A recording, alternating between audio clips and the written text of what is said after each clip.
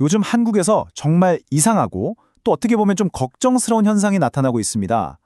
일도 안 하고 일자리도 안 찾고 그냥 쉬겠다고 말하는 청년들이 아주 빠르게 늘고 있다는 건데요. 바로 쉬었음 세대 이야기입니다.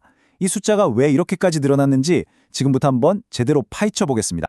71만 8천 명. 와, 이 어마어마한 숫자가 뭘 의미할까요? 이게 바로 그냥 쉬고 있다고 답한 한국 20대, 30대 청년의 수입니다. 역대 최고치예요. 네, 그래서 오늘 우리는 이 충격적인 숫자가 대체 뭘 의미하는지부터 시작해서 쉬었음 청년이 정확히 누구를 말하는 건지, 그리고 도대체 왜 이런 현상이 벌어지는지 그 뿌리를 찾아볼 겁니다.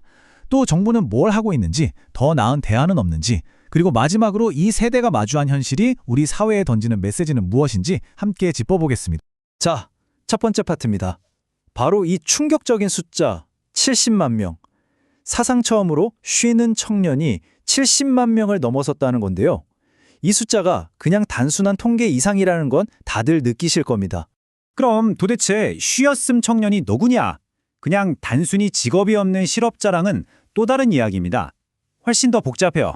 공식적인 정의를 보면요. 쉬었음 청년은 일도 안 하고 교육이나 훈련 같은 것도 안 받고 심지어 일자리를 찾으려는 노력조차 하지 않는 2030 세대를 말합니다. 그러니까 공식 실업률 통계에도 잡히지가 않아요. 아예 노동시장의 레이더망 밖으로 사라져버린 거죠. 그래서 훨씬 더 심각한 문제로 보는 겁니다. 근데 정말 놀라운 건 이 숫자가 늘어나는 속도입니다. 보세요. 불과 몇 년 사이에 엄청나게 늘었죠. 더 기가 막힌 건 같은 기간에 전체 청년 인구는 오히려 줄었다는 사실이에요. 청년 수는 줄어드는데 쉬는 청년은 오히려 늘어난다? 정말 아이러니한 상황이죠. 그럼 이제 가장 근본적인 질문을 던져봐야겠죠. 도대체 왜 이렇게 많은 젊은이들이 그냥 쉬는 걸 선택하게 됐을까요? 이들에게 직접 물어봤더니 가장 큰 이유로 꼽은 게 뭔지 아세요? 바로 내가 원하는 나에게 맞는 일자리가 없어서입니다. 무려 38%가 넘어요. 여기서 핵심은 일자리가 아예 없다는 게 아니라는 거예요. 이걸 바로 일자리 미스매치라고 부릅니다. 그러니까 일자리의 양이 문제가 아니라 질이 문제라는 거죠. 청년들의 눈높이와 기대치를 충족시켜줄 만한 괜찮은 일자리가 너무 부족한 아주 구조적인 문제입니다. 이런 미스매치를 더 심각하게 만드는 요인들이 몇 가지 더 있습니다. 먼저, 괜찮은 일자리는 거의 다 서울, 수도권에만 몰려있죠.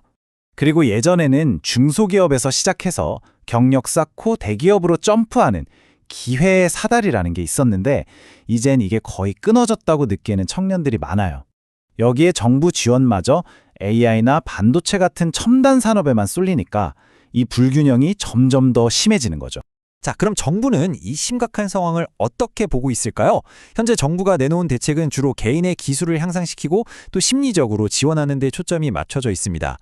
정부의 전략은 크게 두 가지로 나뉩니다. 일할 의지가 좀 있는 청년들한테는 AI 교육이나 직업 훈련을 시켜주고 아예 의지가 없는 청년들한테는 심리 상담을 지원해준다는 거예요. 그런데 여기서 비판이 나옵니다. 이건 결국 새로운 기회를 만들어주기보다는 모든 책임을 개인에게 돌리고 개인의 역량을 키우는 데만 집중하는 거 아니냐는 거죠. 바로 이 지점에서 전문가들이 다른 목소리를 내기 시작합니다. 그런 훈련만으로는 부족하다. 훨씬 더 직접적이고 과감한 접근이 필요하다고 말이죠. 이 표를 보면 두 접근법의 차이가 확 느껴지실 거예요. 정부는 개인의 스펙을 올리는 데 집중하는데 전문가들은 돈을 모을 수 있게 도와주거나 집을 주거나 하는 아주 강력한 인센티브로 환경 자체를 바꿔야 한다고 주장하는 겁니다. 문제를 바라보는 관점 자체가 완전히 다르죠? 전문가들이 내놓은 핵심 아이디어는 바로 이 정책 패키지입니다.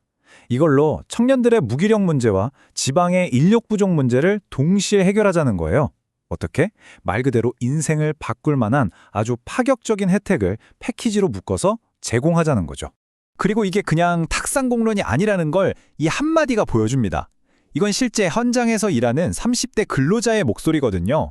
이런 실질적인 혜택만 주어진다면 기꺼이 지방으로 가서 새로운 기회를 잡을 젊은이들이 분명히 있다는 아주 강력한 증거인 셈이죠.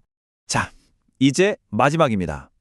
이 세대는 지금 정말 중요한 기로에 서 있습니다.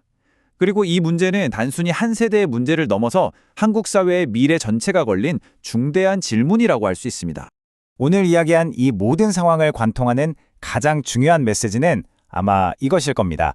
이 문제는 청년들의 의지가 부족해서가 아니라 그들이 피부로 느낄 수 있는 진짜 기회가 부족하기 때문이라는 것. 내가 열심히 일하면 내 삶이 나아질 거라는 희망이 보이지 않을 때 쉬는 것은 어쩌면 가장 합리적인 선택이 될 수도 있다는 거죠. 마지막으로 이 질문을 여러분께 던져봅니다. 과연 정부의 정책만으로 일의 가치에 대한 한 세대의 무너진 믿음을 다시 세울 수 있을까요? 이 쉬었음 현상은 우리 사회 전체에 정말 깊은 성찰을 요구하고 있습니다.